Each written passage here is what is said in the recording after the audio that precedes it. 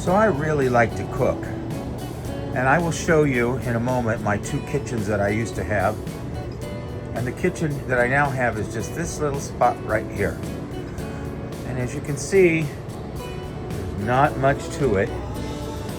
And I had to give up a ton of cookware and try to figure out what I could do here in this little space to cook the food that I love to cook, and hopefully one day even have guests over. So let's first pull out everything that I have and put it on the counter. So the first thing I want to talk about is my pans. Now I have a lot of really nice all-clad pans. They're very heavy, and naturally they wouldn't fit in this trailer, nor could I even fit them on the stove. So I needed to buy something lighter, more portable. So I bought this set from Amazon. It comes with 5 pieces.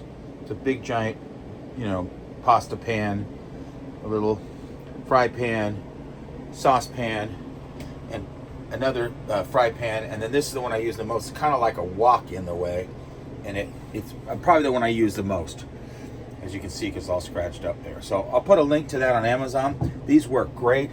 They were inexpensive, and they came with this little set of hanging Teflon implements. So I'm really, really pleased with those. And I bet I use these 90% of the time. Here's a picture from Amazon of these pots. Again, I think they're just about $130, and I really like them. So there'll be a link in the description about these. So obviously you can have as much cookware as you want if you have the space, but I didn't want to use any more space than I had. I have this large cupboard down here, which isn't very deep, so I just use that for dog food and emergency water.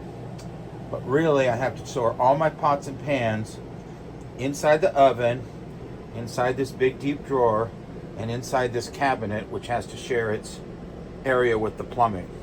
And here's what I got. So I've got 1, 2, 3, 4, 5, 6, 7 fry pans, maybe 8 if you count that little butter one. And then I have a Dutch oven, and then I have my slow cooker / Instapot. So I want to go through each one of these and just talk a little bit about what the reason I have to have each one of these items.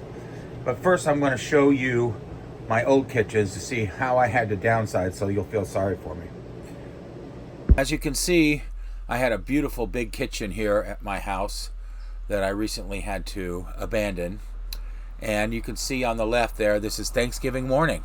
And that's a turkey deep fryer. I did 5 turkeys. I did barbecued, I did spatchcocked, I did deep fried, I did classic baked, and what was the last one? I can't remember. Anyway, they were all delicious. We had a ton of people over. And this was probably about 8 o'clock in the morning, because I used to get up early and just cook all day. I typically did 2 to 3 kinds of stuffing, and then all of the classic sides, green beans, mashed potatoes, and all that. It all got demolished in like an hour, but that was the fun of it. I enjoyed the cooking. My kitchen was fabulous. But it gets worse. I had a big outdoor kitchen too where I was cooking. So check out this old video of me giving an outdoor tour. So I thought today might be a good day to have a little tour of my outdoor kitchen. We do a lot of food here. I don't have everything I would like. I want a charcoal pit and a rotisserie. But I have my offset smoker here, my barbecue there, gas, a couple of stoves, which you gotta have, my warmer over here for the briskets, my pizza oven, and right now I'm smoking some ribs. So having a little dinner tonight, smoking some ribs, and then in a couple hours I got some tri-tips here.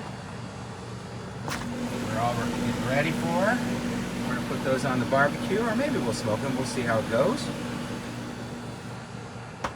And then here's the little kitchen area, and of course my vineyard right out in the back. Meanwhile, back in the presence in my tiny little kitchen. Then I do like to make a lasagna now and then, and a pie or something pie-like, and so I've got 1 pie pan and a couple lasagna pans for small or medium-sized casseroles. And they're not glass, but they work fine, and I don't worry about them. So when I make a lasagna, I use one of those 2 pans there.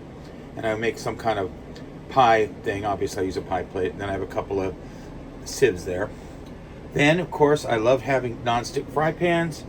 And sometimes if I'm making food for a large group for breakfast, I use these big giant one here, which I got from Amazon. I'll put a link to that. And then, of course, the famous, highly rated Tefal fry pan, which is the best cheap and functional Teflon pan you can buy. And then I have this little baby one for butter. Then I have my mini wok, and I love to cook Chinese food, and you need a proper wok for that because you don't want to use a Teflon pan for that high of heat. And everyone, I don't care where you are, even though it's super heavy, needs a Dutch oven, which I just got from Amazon. And I'll put links for all this stuff in the description. But all these are great items, and I use them all a lot.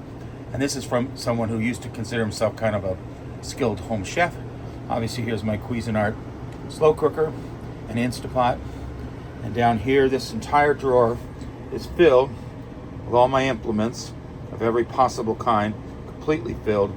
And obviously, my cheap and inexpensive cutlery, so in case people come over and goes outside, I don't have to worry about it. So I'm going to put links to all this around, and we're going to show you how it's all going to fit. But all this stuff fits in these little cabinets here.